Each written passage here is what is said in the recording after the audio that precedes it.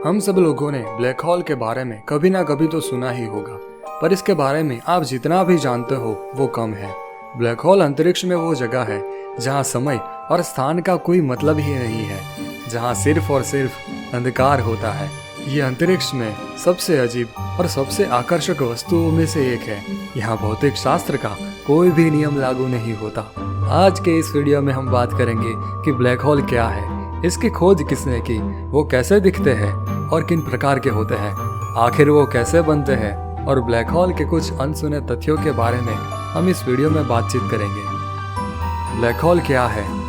आपको सुनकर हैरानी होगी और अजीब लगेगा दोस्तों कि ब्लैक होल भी कभी एक स्टार या कोई ग्रह हुआ करता था।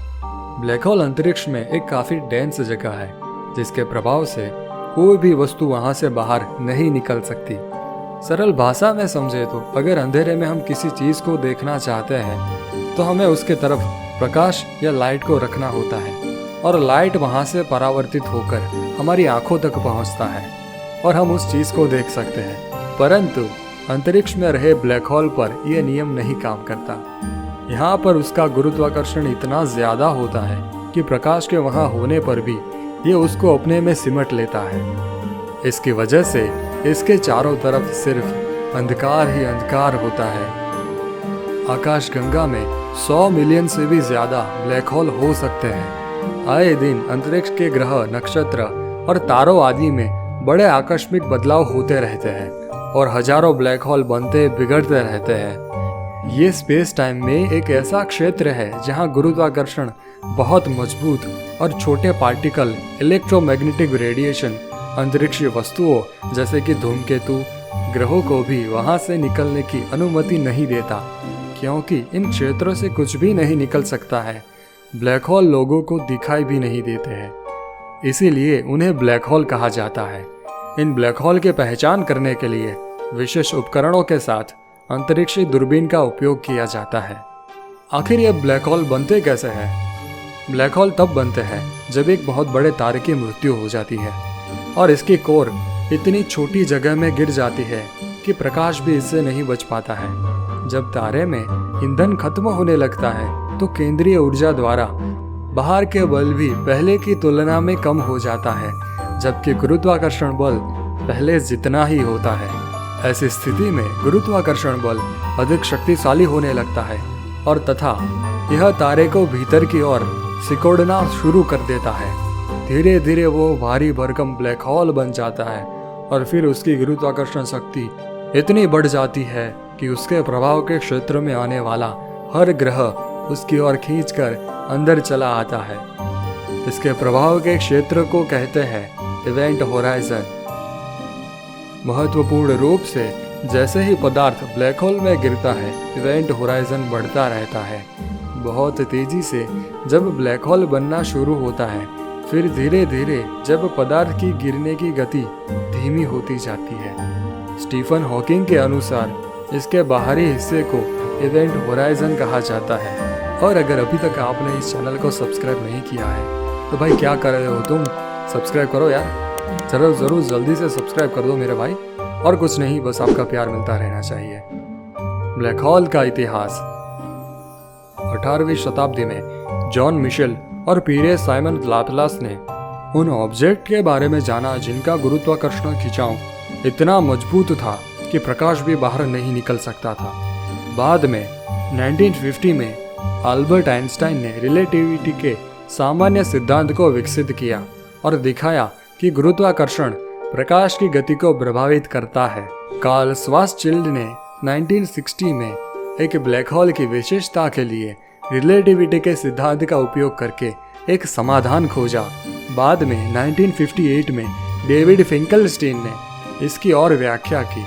1967 में न्यूट्रॉन सितारों की खोज ने गुरुत्वाकर्षण रूप से ढह गई कॉम्पैक्ट वस्तुओं में और रुचि जगाई। 11 फरवरी 2016 को लिगो scientific collaboration and the Virgo collaboration ने पहली बार गुरुत्वाकर्षण तरंगों का पता लगाया, जिसने ब्लैक होल के बनने का पहला ऑब्जर्वेशन दिया।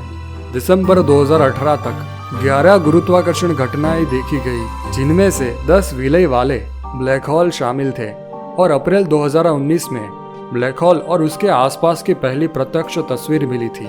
मेसियर 87 की गैलेक्टिक सेंटर पे सुपर मैसिव ब्लैक होल का ऑब्जर्वेशन इवेंट होराइजन टेलीस्कोप की मदद से 2017 से किया गया था। ब्लैक होल कितने प्रकार के होते हैं? खगोलविदों ने 3 प्रकार के ब्लैक होल की पहचान की है: stellar black hole, super massive black hole और इंटरमीडिएट ब्लैक होल। जानते हैं पहले हम स्टेलर ब्लैक होल्स के बारे में, जिसे छोटे और डेडली भी कहा जाता है। जब किसी तारे का ईंधन उसके बचे हुए अंतिम ईंधन से चलता है तो वो कोलैप्स या फिर अपने आप में ही सिकुड़ सकता है। छोटे तारों का द्रव्यमान सूर्य के द्रव्यमान से लगभग 3 गुना तक होता है। छोटे तारों का नया कोर सिकुड़ने के बाद एक न्यूट्रॉन तारा या एक सफेद बोना में परिवर्तित हो जाएगा। लेकिन जब कोई बड़ा तारा कोलैप्स हो जाता है तो वह सिकुड़ता रहता है और एक स्टेलर ब्लैक होल बन जाता है। अलग अलग तारों के कोलैप्स से बने ब्लैक होल अपेक्षाकृत छोटे लेकिन अविश्वसनीय रूप से घने होते हैं। यह अपने चारों ओर की वस्तुओं पर क्रेजी अमाउंट में गुरुत्वाकर्षण बल की मदद से अपने तरफ खींचता है। स्टेलर ब्लैक होल तब अपने आसपास की आकाशगंगा से धूल और गैस का उपभोग करते हैं, जिससे वे आकार में बढ़ते रहते हैं। Super massive black holes, birth of big giants. छोटे ब्लैक होल ब्रह्मांड को संख्या में बढ़ते हैं, लेकिन उनके चचेरे भाई सुपर मैसिव ब्लैक होल वहां पे डोमिनेट करते हैं। ये जायंट ब्लैक होल सूर्य से लाखों या अरबों गुना बड़ा होता है, लेकिन व्यास में लगभग एक ही आकार के होते हैं। ऐसा माना जाता है कि इस तरह के ब्लैक होल हमारी आकाशगंगा सहित लगभग हर आकाशगंगा के केंद्र में स्थित होते हैं। वैज्ञानिक निश्चित नहीं है कि इतने बड़े ब्लैक होल कैसे पैदा होते हैं। एक बार इनके जायंट्स बनने के बाद वे अपने चारों ओर की धूल और गैस के द्रव्यमान को इकट्ठा करते हैं, ऐसी सामग्री जो आकाशगंगा के केंद्र में भरपूर मात्रा में होती है, जिससे वे और भी बड़े और बड़े आकार में विकसित हो सकते हैं।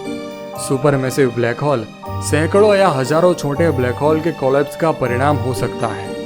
एक और संभावना ये भी है कि स्टेलर ब्लैक होल का क्लस्टर का पतन हुआ सितारों का एक समूह है जो सभी एक साथ गिरकर मिल रहा है।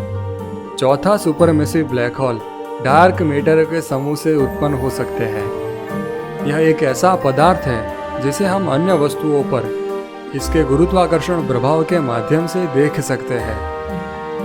हालांकि हम नहीं जानते हैं कि डार्क मैटर किससे बना है, क्योंकि यह प्रकाश का उत्सर्जन नहीं करता है और इसे सीधे आंखों से नहीं देखा जा सकता है। Intermediate black holes. वैज्ञानिकों सोचते हैं कि ब्लैक होल केवल छोटे और बड़े आकार के होते हैं, लेकिन शोध से इस संभावना का पता चला है कि मध्य आकार या मध्यवर्ती ब्लैक होल भी मौजूद हो सकते हैं। ऐसे इंटरमीडिएट ब्लैक होल्स तब बन सकते हैं जब तारों का समूह क्लस्टर में कोलाइड हो। मुझे उम्मीद है कि आपको ये वीडियो इन्फॉर्मेटिव और पसंद आया होगा। अगर वीडियो अच्छा लगा तो लाइक, शेयर और सब्सक्राइब ज़रूर कर देना, ताकि ऐसे वीडियो आप कभी भी मिस न करें और अपने ज्ञान को बढ़ा सकें। मिलते हैं अगले वीडियो में। धन्यवाद।